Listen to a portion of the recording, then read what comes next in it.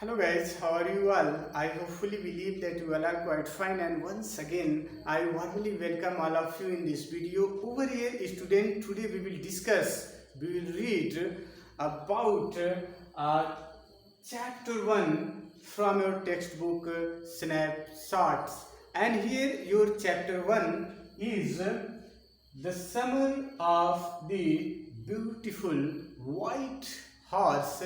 This story has been written by a great Armenian writer, William Saroyan. Student, actually, William Saroyan was born on 31 August 1908 at Fresno, California, US. He was born in Fresno, a place, Fresno, Fresno, California,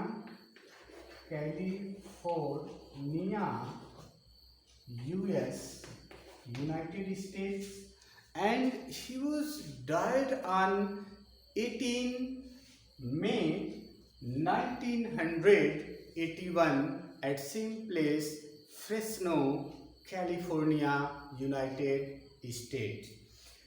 Here, William Saroyan was an Armenian American writer, short story writer, novelist, and playwright.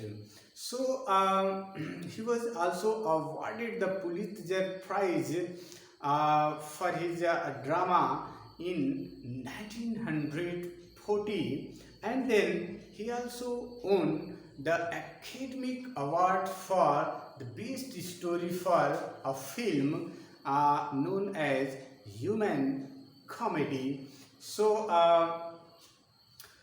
William Saroyan was an eminent Armenian novelist, short story writer. This story, The Summer of the Beautiful White Horse, has been written by him. Here in this story,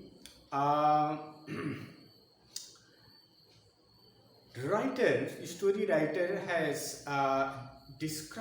has illustrated about two Armenian boys, and this story revolves around these two Armenian boys, in which first one known as Aram and second boy is known as Murad.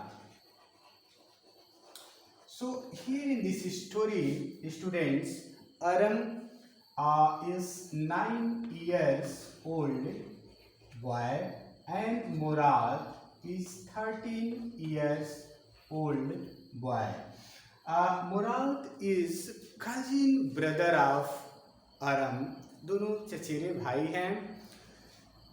Here the boys, दोनों लड़के, the boys belongs to the Garognian tribe. नाम है tribal clean का family का Garognian tribe से संबंधित हैं. And here we will learn that even though they both were poor, but they never sacrifice their honesty. दोनों बहुत गरीब हैं, लेकिन जो उनकी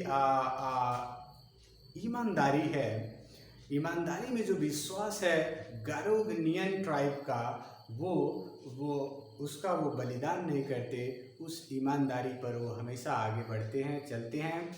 in fact, even in the worst situation, in pathetic, miserable situation of their life, they do not abandon, they do not forget honesty, faith, belief, and here जो उनकी ईमानदारी है, ईमानदारी के प्रति जो उनका विश्वास है, that has been shown by writer himself also, after greed and desire they are honest.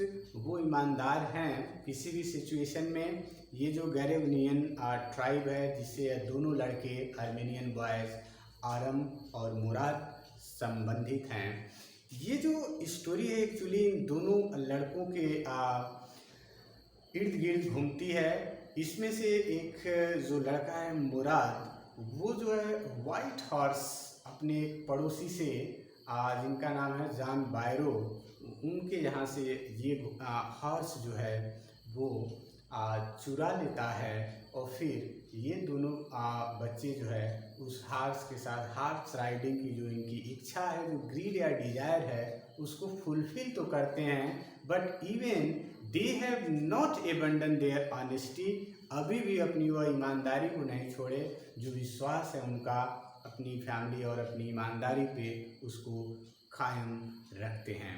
So in fact, even in the worst situation, even in the pathetic miserable condition, they were always honest, and similarly the boys never steal or lie, whatever the situation may be, whatever situation arise in their life। लेकिन वो ऐसा चोरी करना या झूठ बोलना नहीं चाहते हैं, किसी तरह उसको वो चाहते हैं कि सत्य को ही सामने रखा जाए, झूठ को नहीं। And this story describe the particular incidents about the white horse they once got, जबकि उसको उस घोड़े को एक बार पा जाते हैं, हालांकि फिर धीरे धीरे उसको पाते ज़रूर हैं, बट कहीं न कहीं एक तरह से जो स्टीलिंग है, जो चोरी है, वो वहाँ पे परिलक्षित होती है। Aram is 9 year old and जो उसका कजिन ब्रदर है मुराद 13 year old है। Aram is very fascinated by the world as thing are easy in childhood. वह जो फैसिनेटेड रहता है बचपन में चीज़ों को, वस्तुओं को देखकर, but they were not able to find, they were not able to achieve, receive these things। fascinated तो है पर उसकी गरीबी ऐसी है कि वो उसको पा नहीं सकता है। and moreover Murad is crazy one as everyone call him। मुराद थोड़ा सा डिफरेंट है, वो थोड़ा सिनिकल माइंड का है, क्रेजी माइंड का है, जो 13 year old है लड़का। जैसा कि लोग कहते हैं कि मुराद थोड़ा सा अलग मेंटालिटी का लड़का है।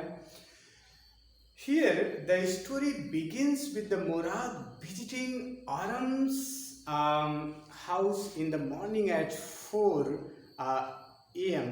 4 बजे बिल्कुल सुबह जो है ये कहानी शुरुआत होती है यहीं से, जब मुराद अरम्स के घर के पास भ्रमण करता है, आता है उस घोड़े के साथ, वाइट हॉर्स के साथ, जो उसने जॉन बायरो के घर से या पा गया था अचानक उसको। एंड अरम जब देखता है कि सुबह सुबह जो है उसका भाई मुराद एक वाइट ब्यूटीफुल हॉर्स के साथ उसके घर के सामने आ गया, देन अरम सरप्राइज, वो 9 year old लड़का बिल्कुल आश्चर्यचकित हो जाता है। Mourad has brought beautiful white horse, बहुत ही सुंदर घोड़ा लाया था वो, and which he is riding, जिसपे वो सवारी कर रहा था। Mourad assures him that it is indeed a horse and he is not dreaming. सुबह सुबह अरम्स को लगता है कि कहीं वो स्वप्न तो नहीं देख रहा है, क्योंकि इतनी गरीबी में घोड़ा, हॉर्स, उसकी फैमिली मेंबर, कजिन के साथ, ऐसा तो असंभव सा लगता था। कहीं ऐसा तो नहीं कि सुबह सुबह स्वप्न देख रहा है। देन मुराद क्लेरिफाई इट, कहता है कि यह स्वप्न नहीं है, सही है, मैं एक वाइट हॉर्स पे, घोड़े पे यहाँ पे तुम्हारे सामने आया हूँ। Aram did not believe it because he knew, वो जानता था कि दैट देवर पुअर, वो इतने गरीब हैं कि इतना सुंदर घोड़ा और उस पर सवारी करते हुए कहाँ से पॉसिबल है। अरम को विश्वास नहीं हो रहा था। And therefore the two boys kept the horse with them for a week। फिर भी उसको अरम को मुराद समझाता है कि नहीं ये सही है, ये घोड़ा मैं लाया हूँ। फिर दोनों उस घोड़े को एक सप्ताह तक अपने पास रखते हैं। अरम्स भी अपनी इच्छा जाहिर करता है कि मैं भी घुड़सवारी करूँगा, राइडिंग करूँगा। ये काफ़ी सुनहरा अवसर है। एंड इसके बाद they used to ride it and sing to it. उस पर सवारी करते हैं, गाना गाते हैं, खूब खुशहाल रहते हैं बिल्कुल उस घोड़े के साथ। But however the boys did not let the world know that they have horse। यहीं पे एक पॉइंट है कि वो चाहते नहीं है कि घोड़े के बारे में कोई और जाने, घोड़ा हमें मिल गया है, बट वो बताना नहीं चाहते हैं कि we have such a horse, हमारे पास है। And they were keeping him at barn of the deserted vineyard. वो एक सुनसान पुराने खंडर जो कि पुराना खलिहान था, जहाँ पे अब खलिहान जैसा कुछ नहीं था, टूटा फूटा फूटे जगह पे खलिहान में उसको रखते थे ताकि वहाँ किसी का ध्यान न जाए, कोई जान न पाए, छिपा के रखते थे उस वाइट हॉर्स को। After while Aram finds out that Mourad जो है stole the horse from John Byro. बाद में अरम्स को मालूम चलता है कि मुराद जो है 1 महीना पहले ही इस घोड़े को जॉन बायरो के घर से चुरा लाया है, जो कि पहले सवारी किया है खुद, फिर बाद में मेरे पास लेकर के आया है। दस दे मेड ए प्लान। फिर वो दोनों एक प्लान बनाते हैं कि चलो अब तो जो भी हुआ, घोड़ा तो हम लोग अपने पास रख लिए। Plan of not returning it to him. सोचते हैं कि अब इसको रिटर्न नहीं किया जाएगा। काफ़ी एंजॉयमेंट, एंटरटेनिंग, जॉयफुल मोमेंट हम लोग घोड़े के साथ व्यतीत कर रहे हैं। और फिर उसको सुबह सुबह घोड़े को दौड़ाते हैं, और फिर जैसे ही दिन निकलता है, उजाला होता है, हम लोग उस घोड़े को छिपा देते हैं। इसलिए उसको वापस करना नहीं चाहते हैं उसके मालिक को। They had a second doubt about keeping it due to their ethics, but जहाँ तक है उनको अब लगता है कि हम जो कार्य कर रहे हैं ये हमारा नैतिक कर्तव्य बनता है कि हम इस घोड़े को उसके मालिक तक पहुँचाएं, क्योंकि वो ऑनेस्ट फैमिली से, उनके फैमिली में ही ऑनेस्टी भरी हुई है। फिर finally on one day John's Byro sees the boys with the white beautiful horse. एक दिन जॉन बायरो जो घोड़े के वास्तविक मालिक हैं, वो इन बच्चों के पास उस हॉर्स को देख लेते हैं। बट जब बच्चों से बात होती है तो वो कहते हैं कि that is same horse what have I last earlier. जो मैंने पहले खो दिया, ठीक मेरा घोड़ा ऐसे ही था, मेरा हॉर्स ऐसे ही था। फिर उसको टीथ को देखते हैं, दांत को मुंह खोल के, तो टीथ भी बोलते हैं, बिल्कुल सेम टीथ मेरे हॉर्स का था।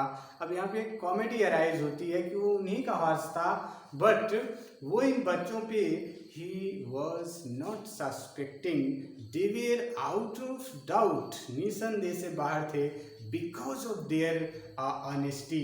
उनके परिवार में जो ऑनेस्टी थी, जिस ईमानदारी के लिए वो परिवार प्रसिद्ध था, उसमें जॉन बायरो थोड़ा भी महसूस नहीं कर पा रहे थे कि इस घोड़े को इस परिवार के बच्चे चुरा सकते हैं, क्योंकि वो भी एक फैमिली फ्रेंड थे।